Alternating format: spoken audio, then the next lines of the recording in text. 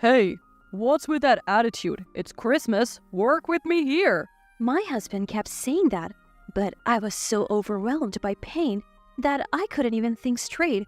Hold on, my stomach hurts really bad right now. I tried to explain, but he wouldn't listen. Seriously? You're probably faking it. You're so cowardly. Please, it really hurts. If I end up in the hospital, I won't be able to take care of our daughter. Come home now. You need to stop this. I told you not to embarrass me in front of the relatives. Don't tarnish my reputation. Just bear with the stomach pain. He shouted. Then he hung up the phone.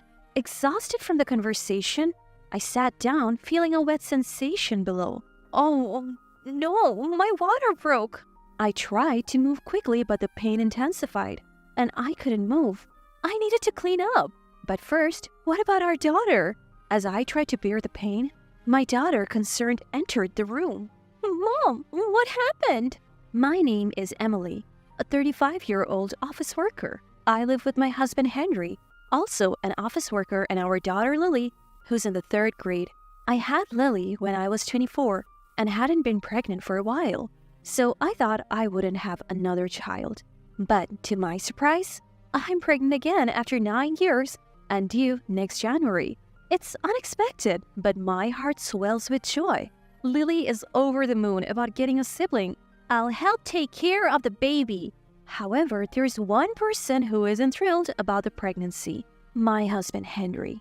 I'm currently on maternity leave, and he keeps complaining, saying things like, I am just eating for free. I mean, whose child does he think this is? It's ours. Plus, I'm still getting paid during my leave. I avoid confronting him because it seems to hurt his pride. But lately, Lily has been standing up for me. She's a great communicator, and she often leaves Henry speechless. Mom's taking a break because she's having a baby. Giving birth is tough, and you wouldn't understand, Dad. She's been doing housework even while pregnant. Why are you being so mean to her? Henry, flustered and embarrassed, often retreats to his room with a red face.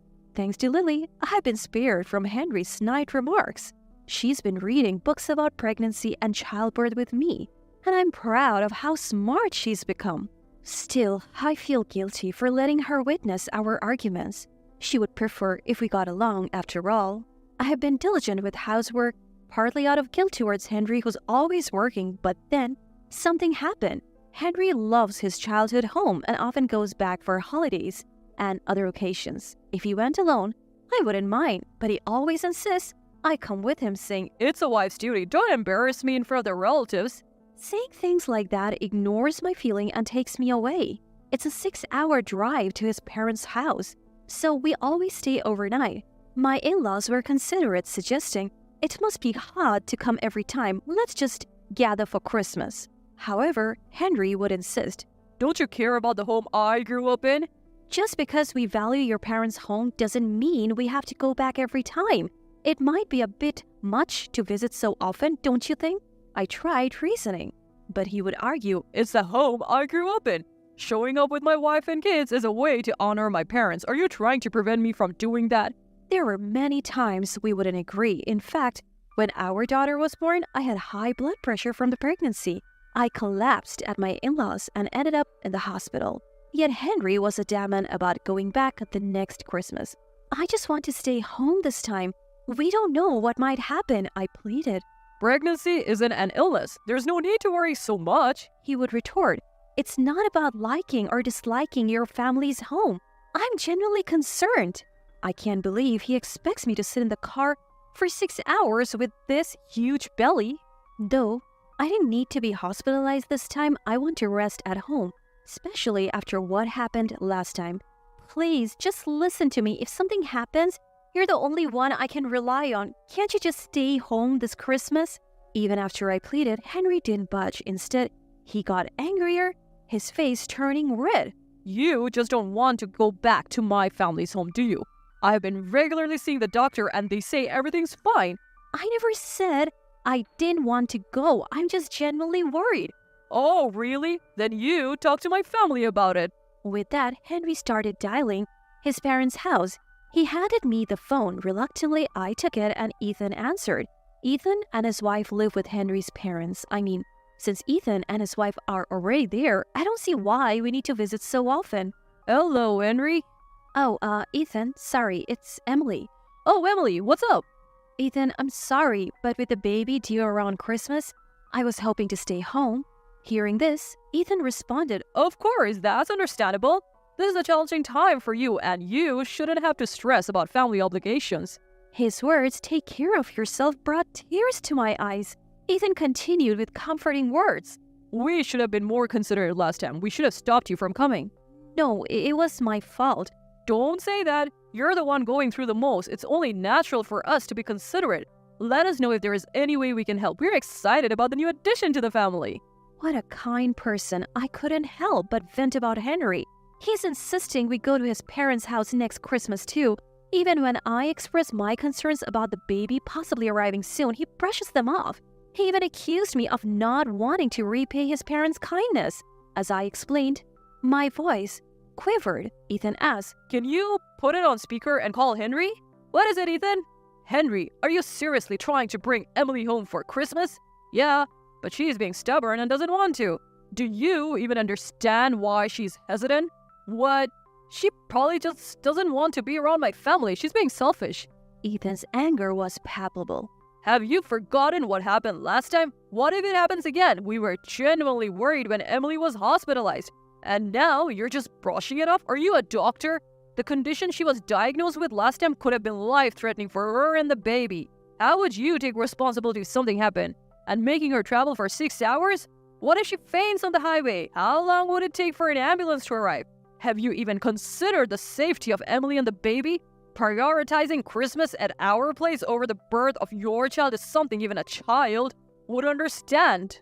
It took Ethan's stern words for Henry to finally calm down. Looking at Henry, his face had gone pale. It's unbelievable that he needed such a strong wake-up call. Then Ethan said to me, I am truly sorry for the trouble Henry has caused you. Please accept my apologies on his behalf. Spend Christmas at home and relax. I'll let Mom and the relatives know. After the call, Henry, looking embarrassed, muttered, Ethan worries too much. From now on, I'll consult Ethan whenever Henry gives me trouble. Despite the earlier drama, thanks to Ethan's intervention, I spent the early days of December in peace. But as Christmas approached, Henry began grumbling about not going to his parents' house. Then came Christmas Eve. After finishing the cleaning and Christmas preparations, my daughter and I were relaxing. Suddenly, Henry said, I need to buy something. and left in the car in the afternoon. Night came and he still hadn't returned. He didn't answer my calls. So my daughter and I had our Christmas dinner, sang some carols, and tried to enjoy the evening. Where could Henry be? With that thought in the back of my mind, we had our Christmas cake and spent a peaceful Christmas Eve. The next morning, Christmas Day, Henry still hadn't returned. I wished he would at least contact me. His prolonged absence was concerning. Though we don't live in a heavy snowfall area, accidents can happen. Feeling a mix of irritation and worry, my daughter and I began our meal. Then, I received a call from Henry. There was a lot of noise in the background. Hey, you should come over too. Come where? To my childhood home, of course. Haha. What? All the relatives are here having a drink. Hurry up. Turns out, Henry had gone to his parents' house on Christmas Eve. You said you were going shopping. Was that a lie? I don't know, but I might eat your portion too. Henry was clearly drunk. After all my pleas, he hadn't understood at all. My daughter looked worried. To avoid a fight, I continued the call in another room. Just ask Ethan or a relative to drive you home. As I said this, a sudden pain hit me. But even in this situation, Henry's tone became more irritated. Hey, what's with that attitude? I've been putting up with your whims. Cooperate for once. It's Christmas. I have only asked him to be patient for Christmas, and he hasn't been cooperative at all. It's embarrassing if everyone's there and we are the only ones missing. Henry kept going on, but I was distracted by the increasing pain. Oh, wait, I'm in a lot of pain right now. It's getting worse. I tried to convey my situation, but Henry wouldn't listen. Really? You're probably faking it. You're so deceitful. It really hurts. If I get hospitalized, who will take care of our daughter? Come home now. You stop it. I told you not to embarrass me in front of the relatives. Don't tarnish my reputation. Just bear with the pain. Henry shouted.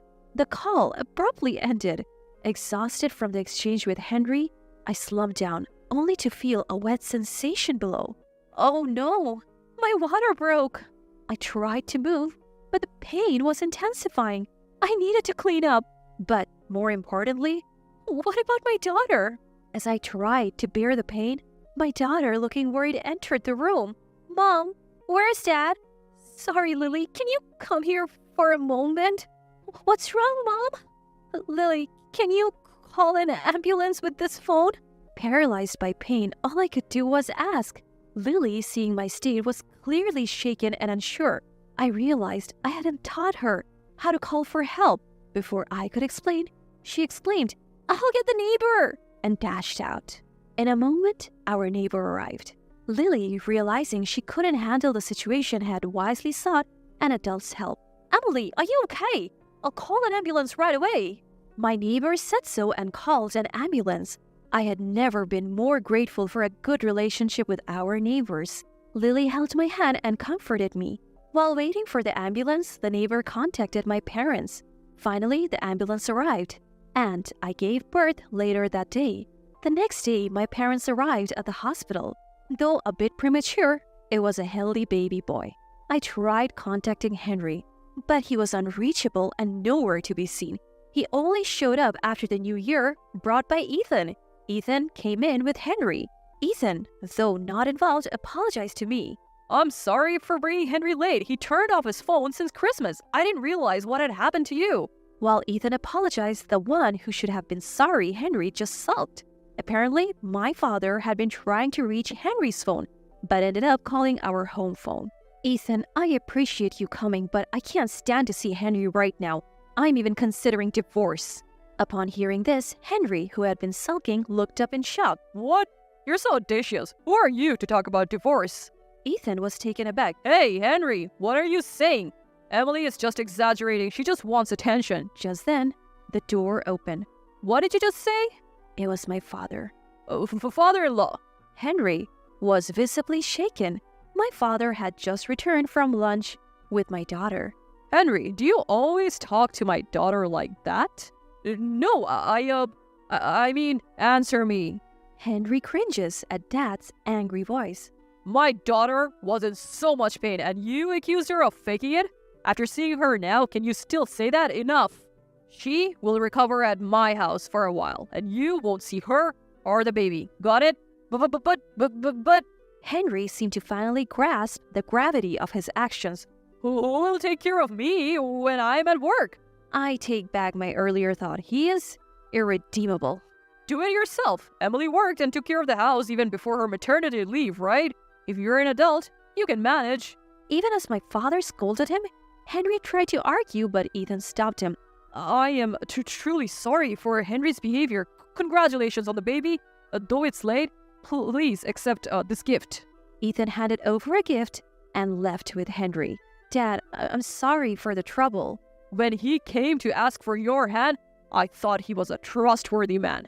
After that, I took some time to recover at my parents' house. Thankfully, my daughter was on winter break. After about 2 weeks, I went back to the house where Henry was, accompanied by my father.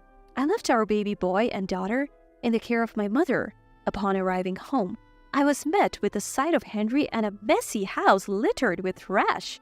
It was clear he hadn't cooked. There were piles of fast food and delivery boxes. We sat in the living room, my father joining us, and I began the conversation with Henry. To be frank, I want a divorce, I said, handing Henry the divorce papers. You're serious about the divorce? Henry, can't you even thank or acknowledge me for giving birth? Oh, what? It's natural for a mom to give birth. It's not like you're working. Henry's attitude from the get-go was appalling. My father's expression grew stern. Henry continued with his nonsensical remarks. So, the baby's a boy. Then I don't want a divorce. I've always wanted a son. I'll raise him to be a baseball player. Didn't Ichiro become a star because he practiced with his dad? I want to do that. I was speechless. What did he think of his own child?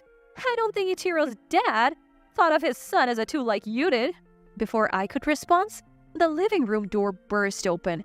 I tried to wait patiently, but I can't stand listening to this nonsense anymore. It was my mother-in-law. Henry was taken aback by her sudden appearance. Henry, get a grip. Who do you think allows you to work stress-free? Who takes care of the kids in your absence? Who cooks every meal? Who keeps this house running? It's all thanks to Emily. Look at the state of this house after just 2 weeks without her. You are so ungrateful. Divorce is the only option. Don't trouble Emily anymore. Mother-in-law's outburst left Henry speechless. He signed the divorce papers without further protest. With that, our divorce was finalized. Through a lawyer, I ensured Henry would pay child support for both our daughter and son. As for Henry's current situation, he has been forcibly taken back to his parents' house. There, he's being trained by his mother and Ethan, doing daily chores and cooking. He seems to be struggling with the housework, often complaining about wanting to escape the house. It's ironic how the man who once loved being at his parents' house now despises it. On the other hand, I successfully completed my maternity leave and parental leave and returned to work. Thanks to the generosity of my in-laws, I was given the house Henry and I lived in as part of the property division. I'm truly grateful for their kindness, as they didn't want my daughter to transfer schools and feel lonely. My daughter seems to be disappointed in Henry because of what happened. She's refusing to see him even though we have just divorced. I don't intend to let my son see him either. I think I'll let Henry's parents set him straight. Maybe one day if he changes his ways and the kids want to see him, I might allow it. But that day might never come. Regardless, I'm determined to raise our children right. I'll work hard today and every day for the sake of my precious children.